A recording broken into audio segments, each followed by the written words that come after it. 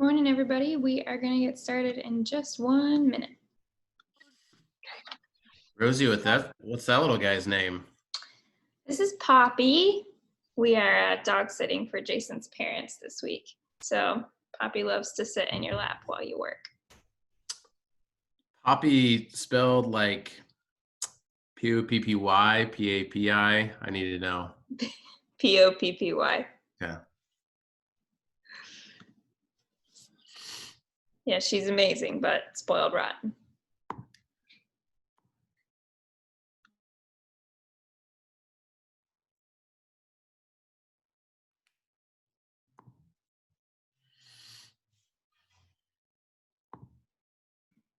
Okay, guys, I'm not gonna make us go through the dreaded 3 minutes of silence. I'm gonna go ahead and get us started here at 9:01. Thanks for joining for another agent training.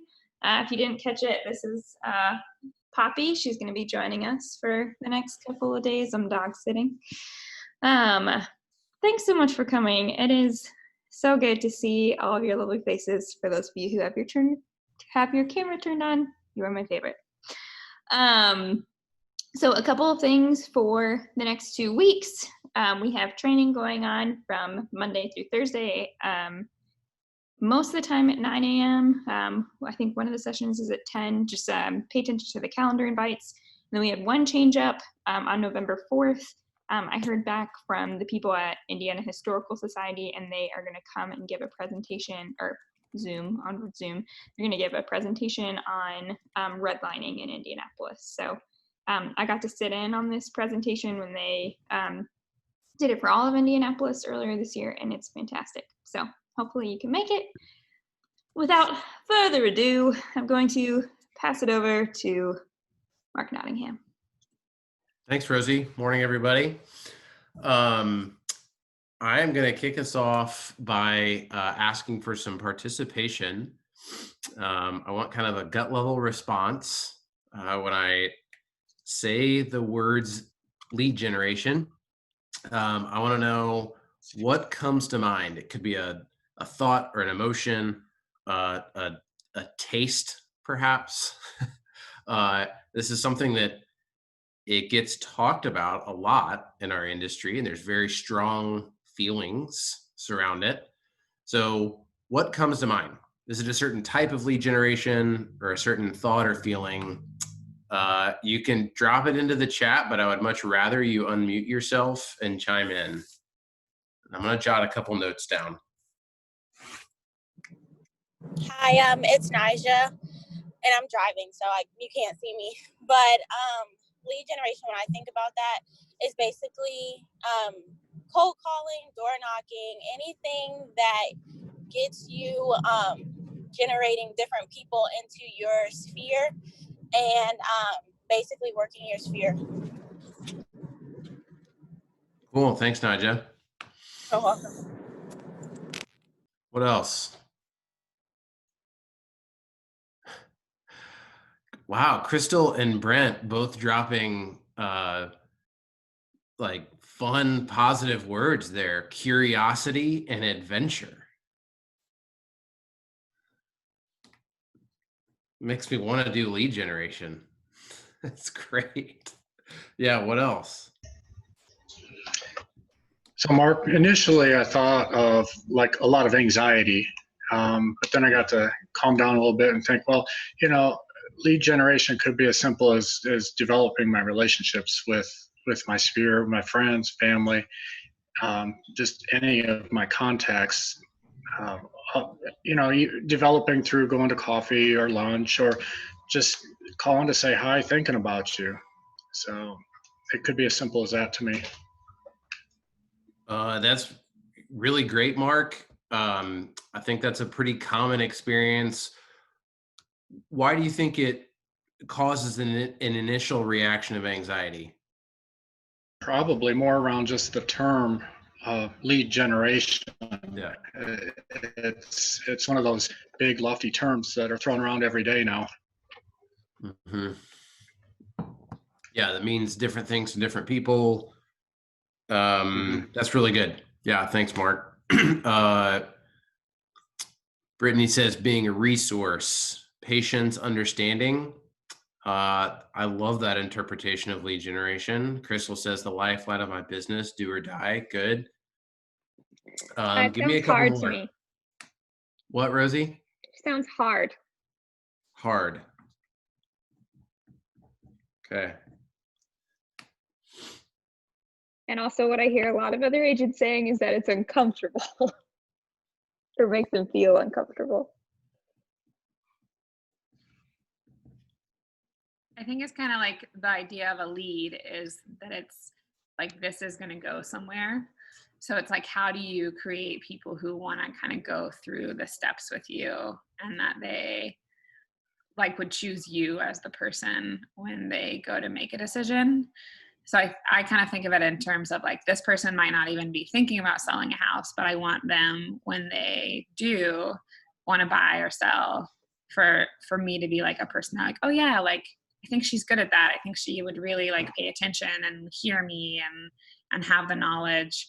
So I guess I kind of think of it more as in positioning versus the lead, because I do get like the anxiety if I'm trying to be like, all right, I want this person to be like hot right now, ready to go.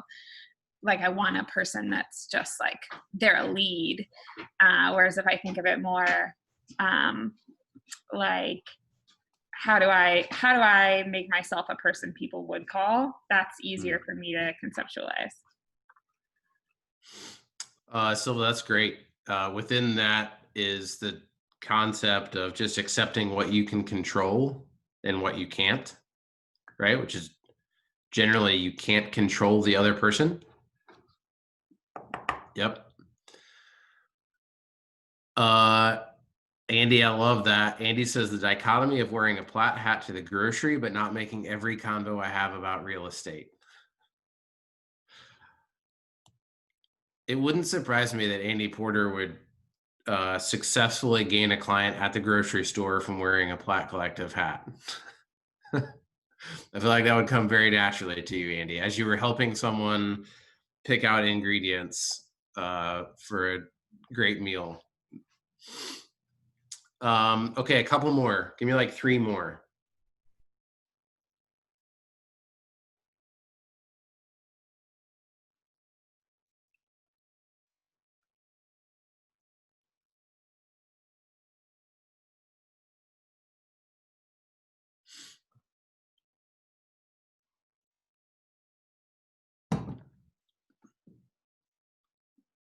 Maybe not the feeling reaction, but what are some of the ways in which the industry does lead generation? Nigel mentioned cold calling and door knocking. Let's say the stereotypical. What are you going to read about if you Google real estate coaches in lead gen? What are the varieties? I mean, be calling everybody you know all the time. Lots of phone calls. Good. Yeah. What else?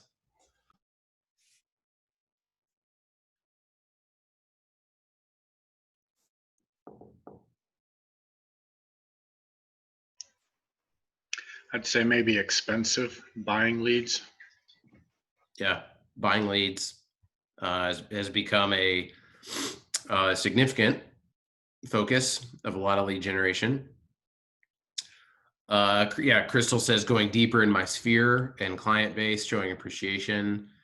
A few others that get tossed around, farming. So kind of focusing on a geographic area. Open houses continue to be a good source for a lot of people of lead generation. We talked about cold calling, so specifically a lot of calls to for sale by owners and expired listings. I think that's always going to be around. It's certainly been a big way to do lead generation. Social media, paid digital advertising, Google AdWords, social media paid content, and the list could go on. So what I want to talk about today is and some of you have heard me share about this, but I just think there's so much noise around lead generation because it's a really valuable part of what we do. Like, let's just be honest for a second and say that our industry will pay someone very well if they're good at generating quality leads. Okay. So just take that as a given. Our industry will pay someone very well if they're good at generating quality leads. And I don't like this, but let's just be honest for a second that at least in the short run, how good you are at your job matters less to your income than how good you are at generating leads. I'm going to say that again. In the short run, how good you are at your job matters less than how good you are at generating leads. I don't like that, but y'all have examples of this. You've done a transaction with someone that was really not a very good realtor, and you looked up their numbers and you said, what the heck? How in the world is this person doing that much business? Well, I do think there's some good news is that by the end of the day, in the long run, being good at your job is more valuable than being good at lead generation. But only really because being good at your job is a really good source of lead generation. Right. So it's those aren't independent of each other. Lead generation is such a buzz topic in our industry because it's where the revenue comes from. If any of you have ever been to a National Association of Realtors conference or an Inman conference, I know at least a couple of you have, just a couple benchmarks here. If you walk through the vendor area, what do you think most of the vendor area is full of? What takes up the most square footage? Well, it's two things. It's lead generation companies and it's franchises that want you to transfer to their franchise, right? That's what most of the vendor area is made up of. And so if you would try to gauge what's important to our industry based upon vendors that are willing to spend a lot of money to go to real estate conferences, it's not necessarily vendors that are trying to make you better at serving clients. It's vendors that are trying to help you get more leads. Another thing here that, yeah, I'm not crazy about, but I think it just gets at why lead generation is what it is. Have any of you ever read the book Freakonomics? This was like, I don't know, like one of the really popular books, gosh, years and years ago. It's a podcast now, but in the original Freakonomics book, there is a chapter about how realtors spend their time. And just spoiler alert, it doesn't make us look all that good, to be honest. But they surveyed and they researched how realtors spent their time, and they made an interesting calculation. They were trying to calculate how much money a realtor makes per hour when they're servicing a client. So it's essentially, if you took everything that a realtor does for lead generation out of the formula. So if a realtor works 60 hours a week, but they spent 30 of those hours trying to generate business, and they spent 30 of those hours servicing clients. Well, how much did they make in the 30 hours that they were like essentially actually doing the work? And the summary of the chapter was consumers find it odd, or maybe even frustrating that realtors spend so much time and money trying to get business when a lot of transactions don't actually take realtors that much time. I take some issue with the chapter in the book, but again, it is one of those like little hot button things that this is a huge topic in our industry. Because there's so much money behind it and because there's so much conversation, everybody has strong opinions, right? And I'm really not going to try to argue for better and worse. I think one of my perspectives on lead generation is most of what we talk about as better and worse. I think what's really meant by that, or what should be meant by that, is better fit. worse fit. So there are strategies that if I tried them, they would look like terrible strategies. Okay, because I wouldn't be very good at them because they're not a good fit for me. But yet, another agent has tremendous success. So even at Platt, like if you look industry wide, there's very good examples of people generating a lot of business from a lot of different sources and having success doing it. And with a couple exceptions, right? There's always the exception to the rule of like, well, there are some methods of generating leads that are unethical. Example, just to give you, a benchmark there, it goes against the realtor code of ethics to try to solicit business from a client that you know is under contract with another realtor. You can't call an active listing. Hopefully y'all knew this. Hopefully I'm preaching to the choir here. If you didn't, this will be good. Glad that you'll know it after this. You can't call an active listing and say, hey, your realtor is doing a terrible job. I could sell that house much better than them. You should release from your listing contract and hire me. That's a violation of your code of ethics that you've signed on to. Bad idea. So I'm willing to say not every method of generating leads is okay. But I think there are some methods of generating leads that in certain circles can kind of get a bad rap, right? It might be the cold calling, the door knocking, calling expired listings, calling for sale by owners. And I think a lot of that's because it's a skill that a lot of us don't have. I like to joke that in my career, I have made one cold call.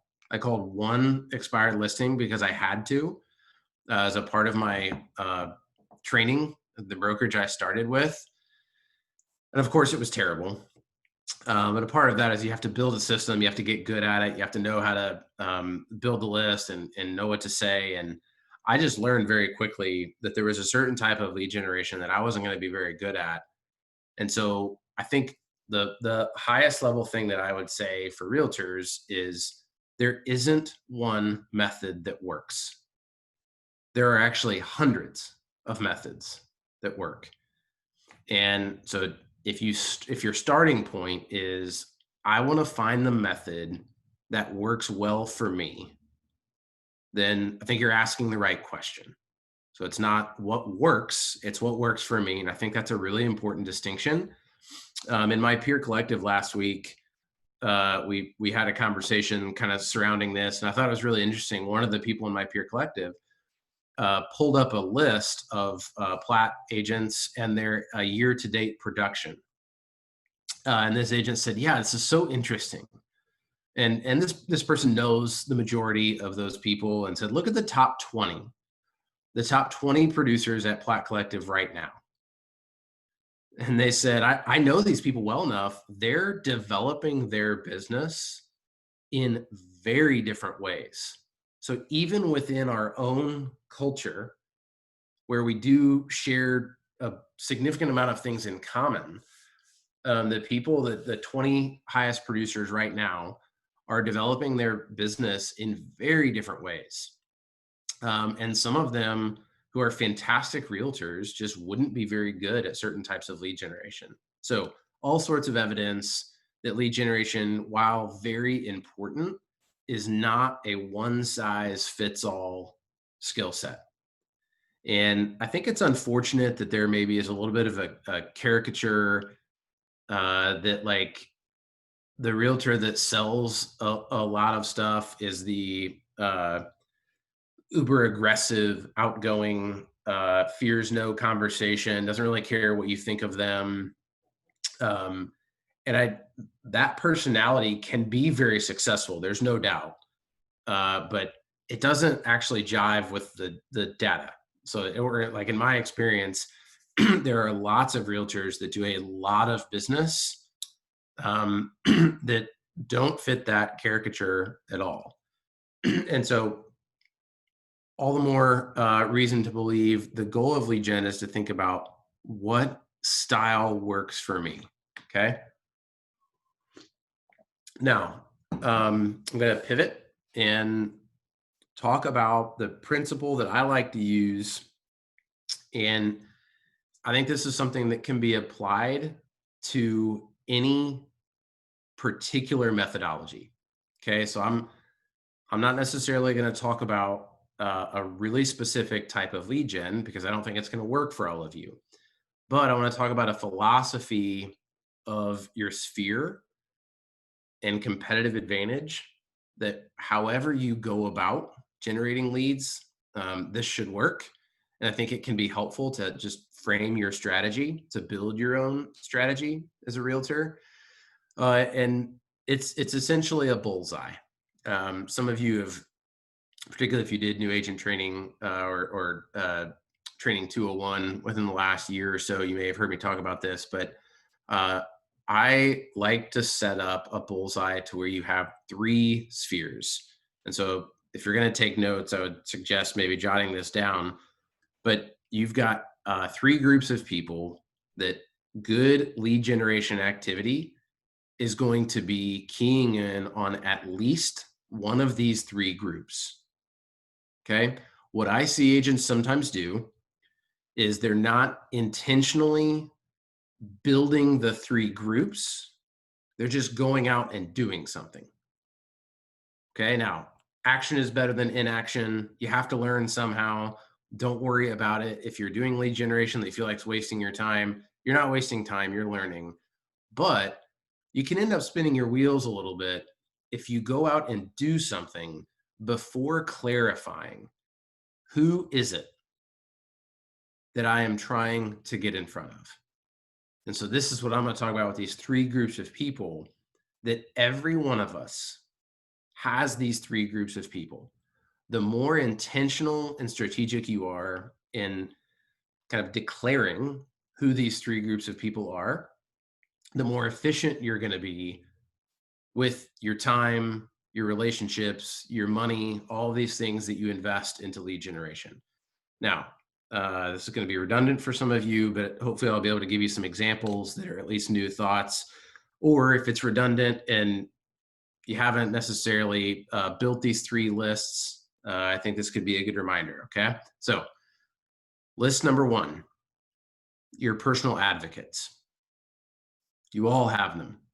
Some of us have more than others. Some of us are better at fostering those relationships. But list number 1 is your personal advocates. These are people that know you. They know you well. They may or may not be referring people to you, but they would at least be willing to refer people to you. For those that have been in the business for a little while, these are likely people that you have serviced in the past customers that went well, again, that you have a close relationship with. They're a little bit more likely to be people of influence in their own spheres, right? So someone that's likely going to be an advocate is somebody that probably has a bigger network and maybe likes to play connector. And I would challenge you, I think as I'm going through these lists, one of the exercises that I have found really helpful, and I probably didn't do this for the first 6 years that I was in the business. Write them down in a spreadsheet. And I think you'll see why. But one of the things I learned is that I am pretty good at a kind of repeat referral relational type lead generation model. But I got into the business about 6 or 7 years in and realized, I am now missing out on scalable opportunity to this because I hadn't been tracking it. I just kind of had been doing it anecdotally and just having a sense of like, well, I kind of know who my advocates are, and I'm gonna intentionally spend a lot of time with them. I love what Crystal said earlier, going deeper in my sphere and client base, showing them appreciation. I'm pretty good at that, but I didn't systematize it, and I'll explain more of what I mean by that. So I think a starting point here is write down the list. Who are your advocates? And I would suggest that that's somewhere between 1 and 30. There's not a magic number, but if you would argue to me that you have more than 30 advocates, I might actually push back and say, boy, I think it's very difficult to envision maintaining those types of relationships with more than 30 people. If you want to make a case, hey, then great. You're probably going to end up selling a ton of real estate if that's the case. So sphere number one, list number one is your group of advocates, the people that would be willing to refer someone to you and know you really well. Okay. List number two, this is your personal network. This is essentially people that you know. You may not necessarily know them well. So obviously all your friends and family, a lot of neighbors, social spheres that you're in, right? You're the kickball league that you're a part of. Rosie, I just had a recollection of the softball league that you were a part of that we never came and watched you play in. I just shed a little bit of a tear that never happened. Mark, Rosie's no, softball league. no need to ever bring that up again. Those dark, dark days. I joined a softball league because there's a guy I had a crush on who was leading it, and that's the end of that story. So that did not turn out to be on Rosie's network list, but it would have been at one point in time. Again, no magic number here, but I'll say this. I know a number of very successful realtors that maintain a list of network at 300 or less. So if you're intimidated by the number, you can think about, and I know some very successful realtors that have a network list that's lower than 200. But I think 300 is, there's actually some science to this. Again, you might know more than 300 people. Most of you probably have social media friends lists that are, way in excess of 300. My point here is that it would be difficult to maintain any semblance of knowledge and relationship with a whole lot more than 300 people. So you could kind of use that as like a benchmark to say, okay, well, maybe at some point my list gets to that, but your network list could be 40. That's okay. It doesn't, like, the number isn't the crucial factor here, because the number is what it is. Like, I'm just looking at Steve because he's right next to me on the screen. Steve can't just immediately go out and control the number of people that he knows right now. It's not something that he can immediately change. That number is what it is. What he can do right now is make the list. Names, contact information, email, phone number, address, see if you can figure out birthday, if they have a significant other, what their anniversary is. Perhaps they're a past client. Like, there's information that you can compile about the person, but this isn't like rocket science. And I know a lot of people use, when you get up to around 200 or 300 people, a lot of people might say, well, you should be using a CRM. Again, the majority of the high producing realtors that I know are maintaining this list on some form of a very simple spreadsheet. It's Google Sheets, it's Microsoft Excel. Maybe they're using a CRM, but generally speaking, it's not critical, because at most we're talking about 300 people. So this is the reality of being in a high margin business. A very successful person can be working off of a network of less than 300 people in a high margin business. If your average transaction pays you $20, you're going to need a CRM with 20,000 people in it, right? So we're a very different type of small business. I'm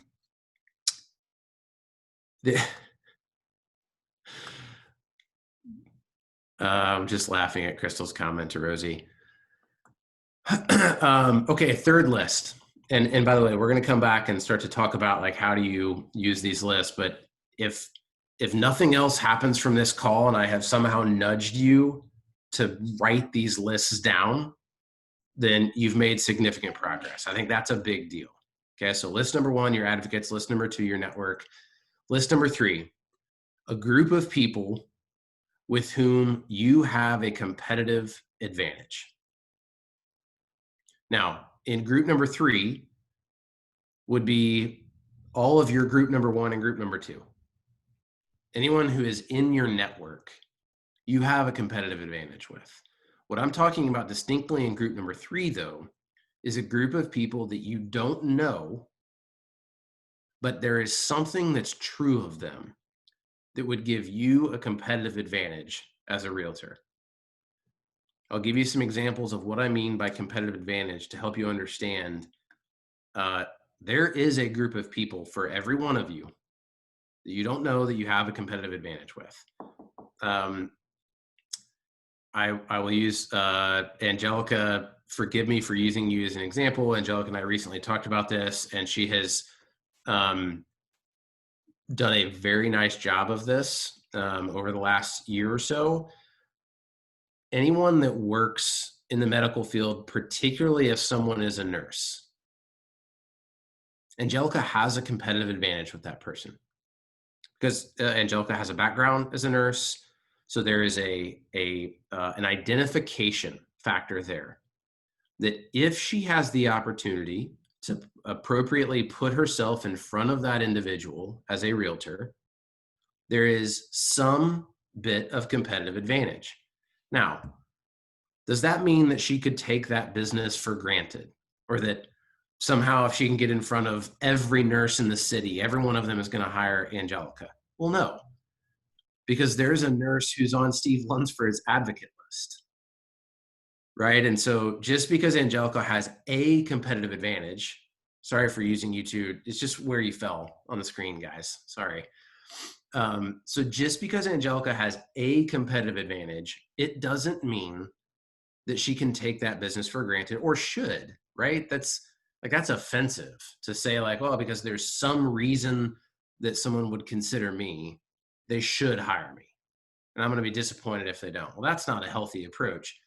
The reason that I suggest that people make this list, here is where realtors get lead generation all scattered. Like they take the shotgun approach. The shotgun doesn't shoot like a strategic bullet. A shotgun shoots a very wide spread. And realtors just go out and start doing lead generation activity without thinking about who's the list of people that I have a competitive advantage with. Another very good example of this is neighborhood strategy. Kelly was on the call. Kelly looks like she had to go. Kelly Lavengood does a very, very good job of this. Kelly has lived in the same part of the city for a long time. She has a very large network in that part of the city, and does a lot of really good stuff to get in front of this group of people that she has a competitive advantage with. So her competitive advantage is that if the owner of a property, oh, Kelly's coming back on. She's going to find out that I'm talking about her. If the owner of a home in Butler Tarkington somehow gets in front of Kelly, or Kelly gets in front of them, she's not going to take that business for granted, but she's going to be able to advocate for a value add with that person that most other realtors can't. That's a competitive advantage, right? So you see, it's something likely that you have in common with that individual. A lot of second tier contacts you're going to have a competitive advantage with. Second tier contacts means someone that I don't personally know, but someone in my network knows them.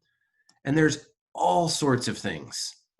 And I think for a lot of people, perhaps investors is an arena where they have a competitive advantage. Like if it's an area of real estate that you know a lot about, again, you know, neighborhood, geographic farming, past lines of work, skill sets, second degree networks.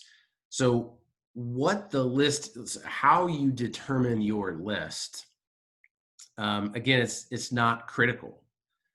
It's that you're determining the list.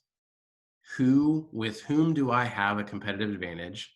What is true of that person, right? Is it their vocation, where they live, right? So you can come up with different ways to think about that. And the reason you make the third list is that now when you do any sort of lead generation activity, you are trying to align it to at least one of these categories, and ideally all three of the categories.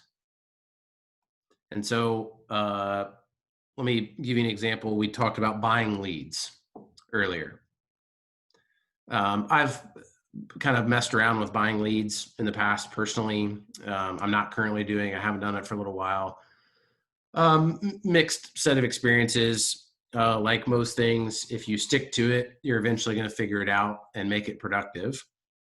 But one of the things I realized is there's really only one zip code that would make sense for me to pay money to buy leads. It's debatable as to whether it actually makes sense for me to buy even in that zip code.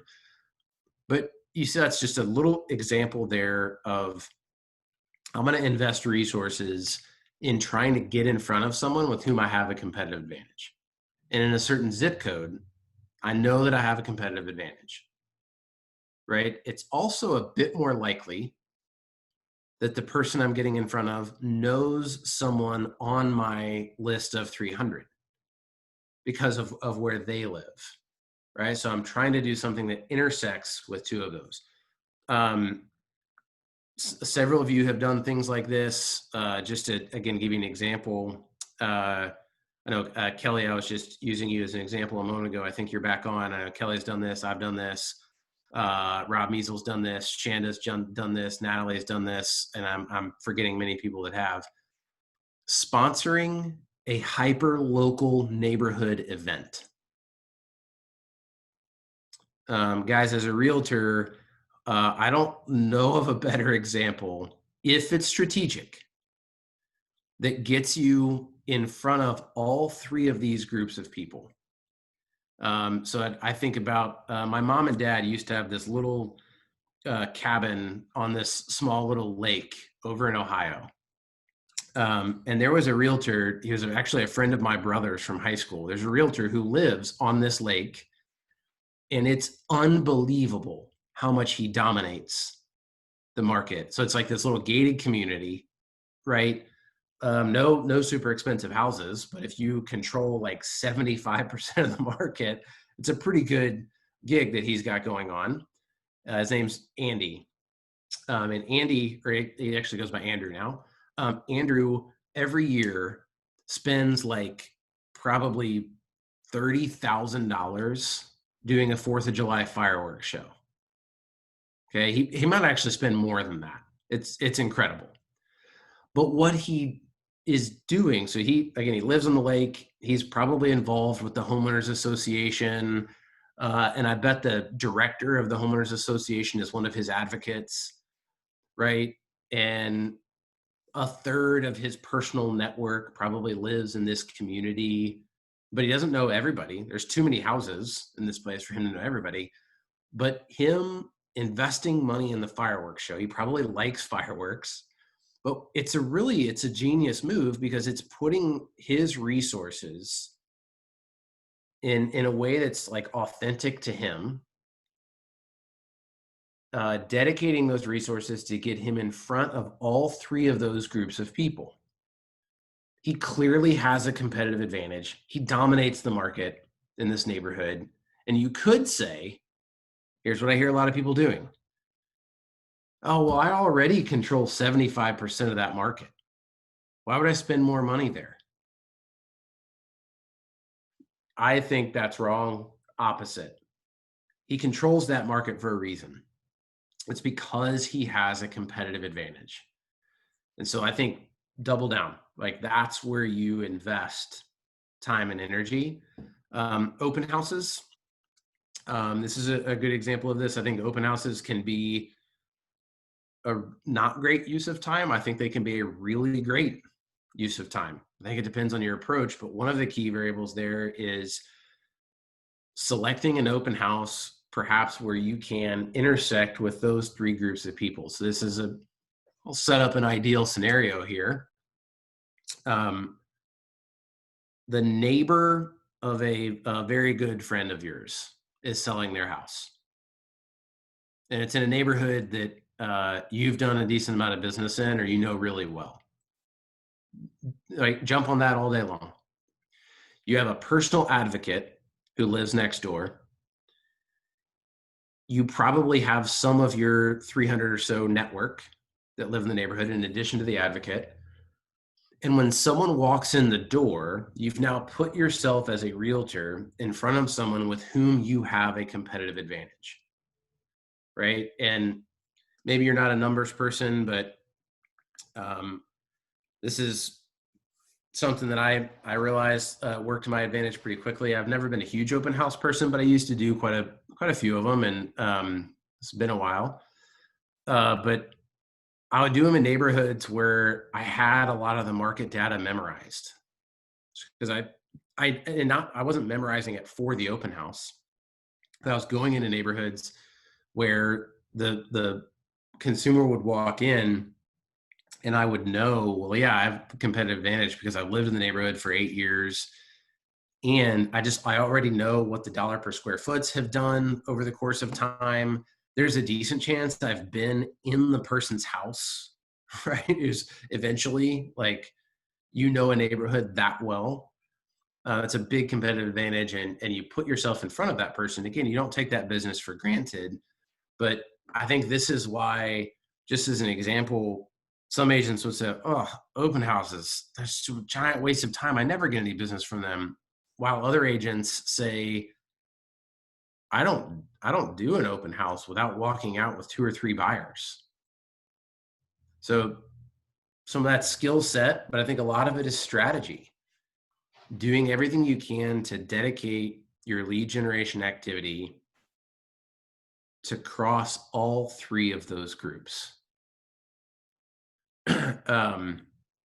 Wherever you are in this process, doesn't matter, right? You could be very early on, and maybe while we're on the Zoom call here, you've opened up a spreadsheet and you're like, okay, I got to force myself to start writing down these lists. Fantastic. You could also be, in the industry for more than a decade, and you've got the list and you're always seeking to refine it. I don't think this is something that you arrive at being an expert in. You get better and better, but there's always room to go deeper in the sphere. I love the way that Crystal said that. To build relationships with advocates, to get to know the network better, and to find appropriate ways to put yourself in front of them as a realtor. I coach my own team on this. We talk about this at least once a month. So if you think you've heard me talk about it a lot, just ask somebody on my team. They've heard me talk about it a lot. And this is something, just as a team lead, I invest a lot of energy in finding ways for them to appropriately put themselves in front of those groups of people as a realtor. So I'm emphasizing the words appropriate and as a realtor, because eventually you can't just build the relationship, right? Eventually, somehow that individual needs to know that you're a realtor and that you would love to work with them. And I say appropriately, again, not coming back to this better or worse, but better or worse fit for you. And so my team is made up of people that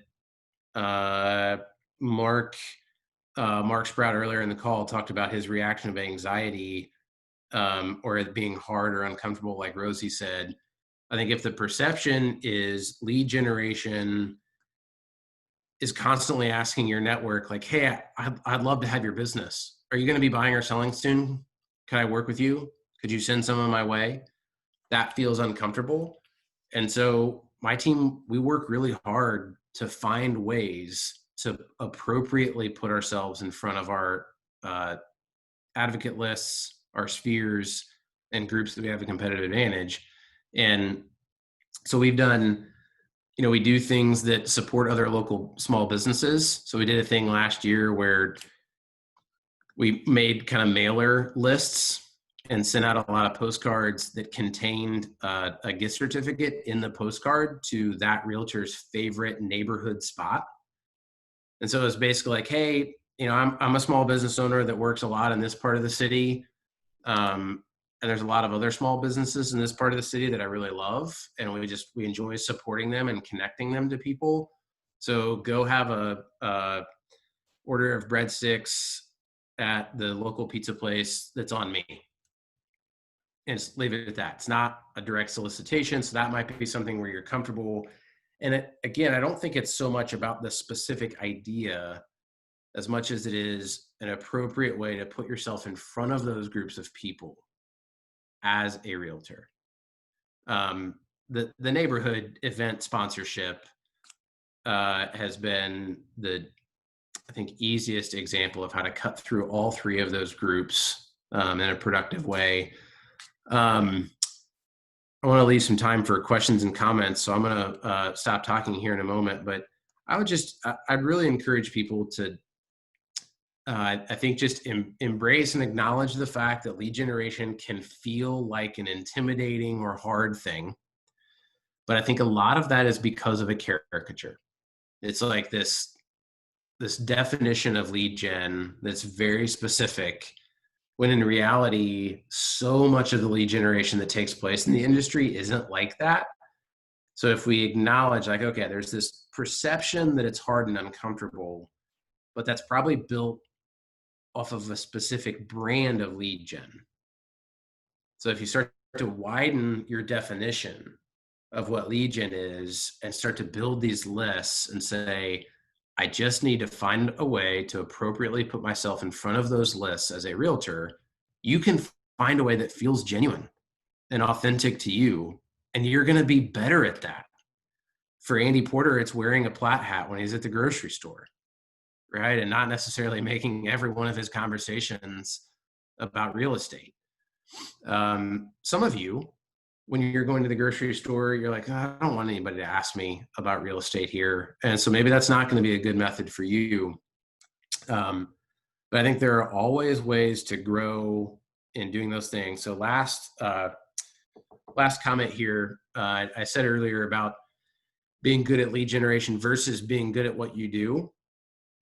I will say this, any method of generating leads that doesn't include being good at your job will eventually fall on its face. So I'm kind of taking this as a given that we could have, spent 40 minutes just talking about, well, just be good at your job, right? And that's actually kind of true, that if you're just really good at your job, you are eventually going to develop a good business. It's true.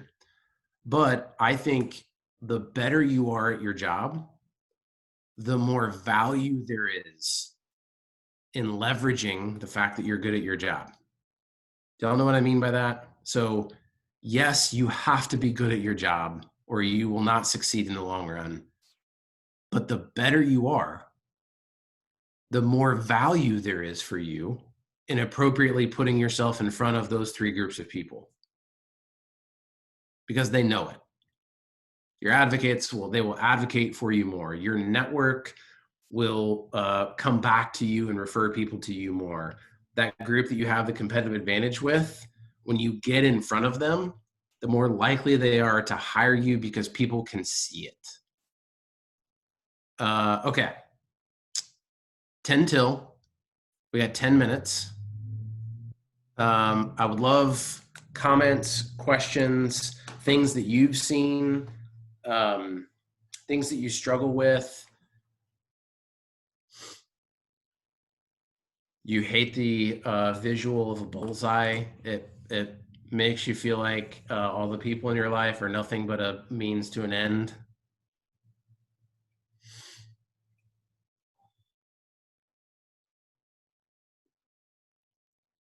Mark, this is great conversation. Loved hearing it. I've heard you go through the bullseye before, but I wholeheartedly agree with it. Two things that really, as I was listening this morning, you mentioned one of these words a couple of times, and Brittany mentioned them once.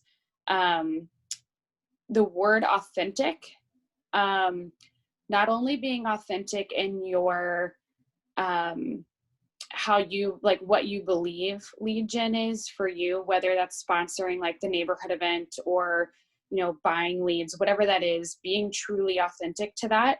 But also being authentic when you're in those situations in terms of how you approach through your communication to those individuals. You have to be true to yourself, and true to those folks, or just kind of like how Mark is talking about, like being good at what you do. That is going to make you shine even brighter. So if you start off and it doesn't feel right, and like how you're approaching people, that's also going to negatively impact yourself. So always being authentic to yourself in your approach and your communication. And then Brittany talked about patience early on in the call. And there's so many new folks on this call. I ask for patience always in kind of figuring out what works for you, and what that is. But also being patient, and that if it's not working, that you're willing to pivot and find what is going to work for you. And you'll get there. It does take time though. And so anytime I think about lead gen, it's being authentic and being extremely patient.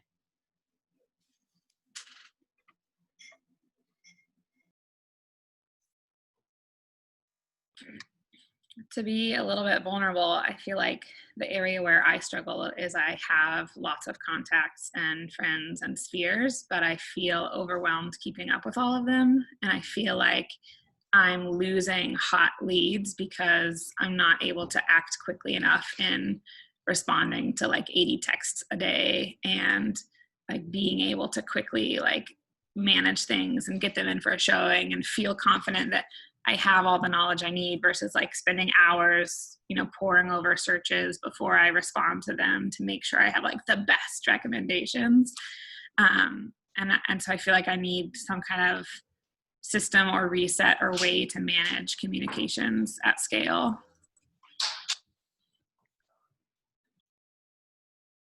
Yeah, that's, I'm going to come back to something Angelica posted, but yeah, so that's a great comment. I think the system can be developed over time, and then also your own natural pace.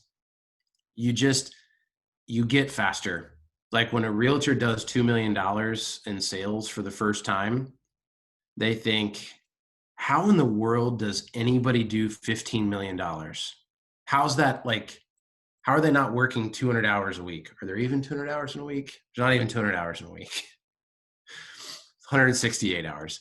And it's because your cognitive ability to do something well and do it fast is going to be really, really hard on the front end, where Kelly, I'm going to use you as an example again. You're on the call, so you can unmute yourself and interrupt me if you object.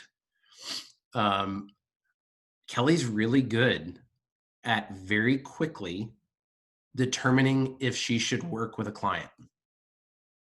So all the credit to Kelly in the world for developing the skill that a lot of new realtors don't have yet, of being able to see the indicators on the front end. So no, I just don't think this is a good fit, and I'm going to spend zero time on it. Now that's a stage in career, right? Like when you're in your first year, probably shouldn't be doing that, because there's just value in being busy and learning from that. But there's an example of that kind of nuanced pace at which you can see things coming and perhaps fire someone to, right? Because Silva, to your point, like, well, saying no to one person allows me to say yes really well to another one, but it can be hard to know how to do that.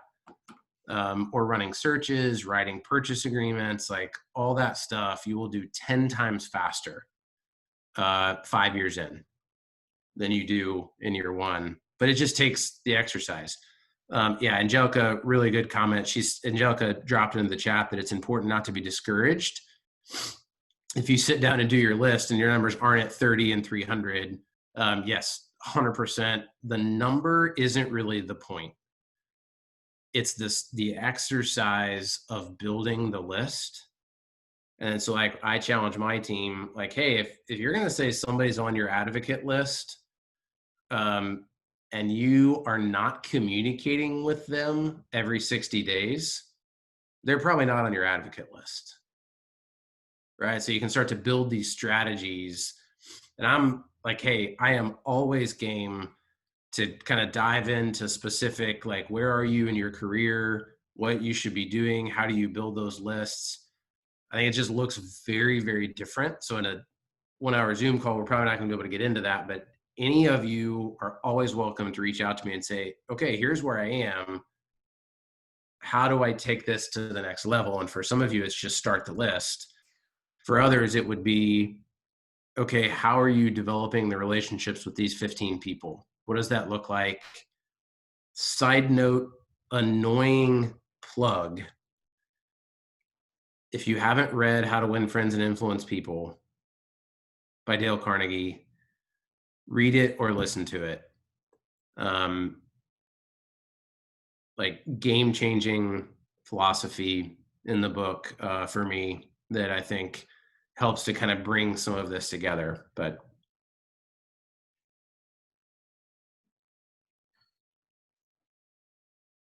yeah. Yeah, Kelly, that's really good. Kelly is clarifying that she says she's better at doing that when she has a full book of business. And she's admitting that when she's not as busy, she may tend to say yes more often than she should, right? So company's highest producer, extraordinary agent, very experienced, admitting that she is still learning on how to be efficient with her time.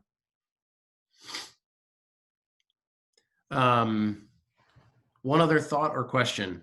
We have just a couple minutes left.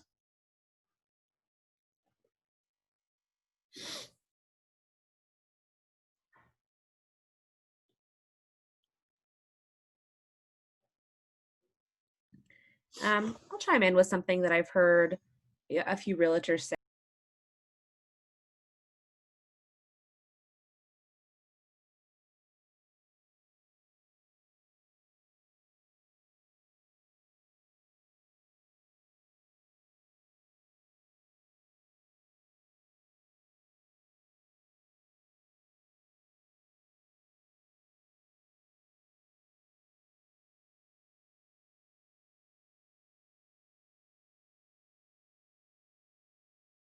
Connections with people, and those are bound to pay off, and it doesn't have to feel like lead gen. Yeah, that's really great. I think about a friend of mine here in the business who sells a lot of real estate. He loves playing basketball. He was playing in an adult like rec league and had been playing in this big rec league. And probably, a lot of the guys playing probably didn't know that he was a realtor. Some of them did. He had these like super cheesy, funny labels made for Gatorade bottles and wrapped like 200 Gatorade bottles with these labels and then started bringing them every week and just giving them out to like players for free, but like totally made a joke of it, kind of, self-mockery. And of course, ended up with multiple really good high dollar transactions from that. And it's like he had a competitive advantage with this group of people, and he found a way to appropriately put himself in front of them in a way that didn't feel like outside of himself. He was just doing something that he loves. So last thing I'll say, don't go it alone. I think lead generation and your strategy for lead generation is something that you don't have to have a lot of touch points with someone else for them to help you think through the strategy. So you don't have to meet with somebody every single week for them to be helpful in thinking through how you're generating leads. That can happen in just a couple times a year. So many of you are on teams. This could be your team lead, a coworker that you think is really good at generating business.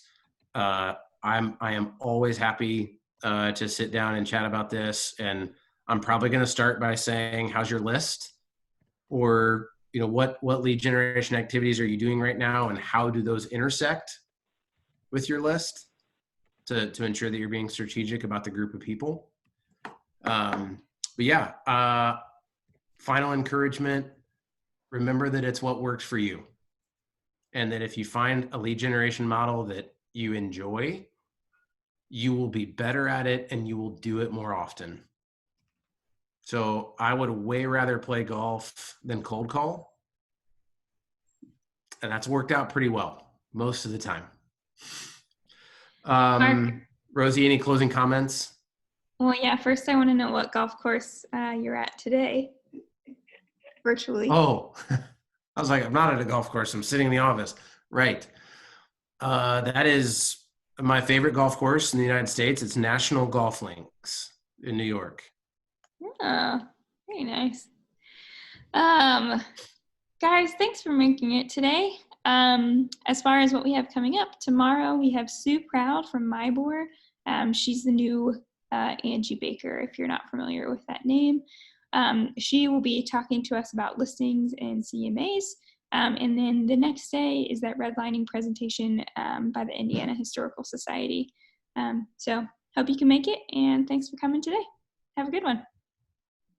See you, everybody.